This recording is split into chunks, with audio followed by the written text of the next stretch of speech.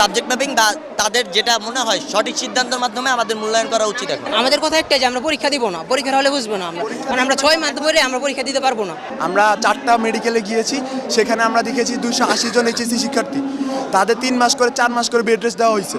তারা কিভাবে পরীক্ষা দিবে? আমরা আউট অফ বাস কিন্তু যাচ্ছি না, আমরা যাচ্ছি আমাদের যাতে সাবজেক্ট ম্যাপিং হয়। এক পর্যায়ে শিক্ষা মন্ত্রণালয়ের করিডোরে অবস্থান নেয় তারা। বৈষম্য বিরোধী ছাত্র আন্দোলনের সমন্বয়ক হাসনাত আব্দুল্লাহ আসেন সচিবালয়ে, বৈঠক করেন শিক্ষা মন্ত্রণালয়ের কর্মকর্তাদের সাথে। পরে আন্তঃশিক্ষা বোর্ড সমন্বয়ক জানান, শিক্ষার্থীদের দাবি মেনে নেওয়া হয়েছে।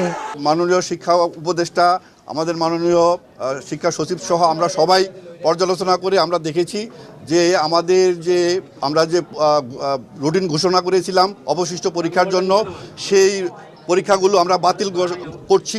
আজকের এখান থেকে আমরা ওই অবশিষ্ট পরীক্ষাগুলো বাতিল ঘোষণা করছি। আমরা ফলাফল মূল্যায়নের বিষয়ে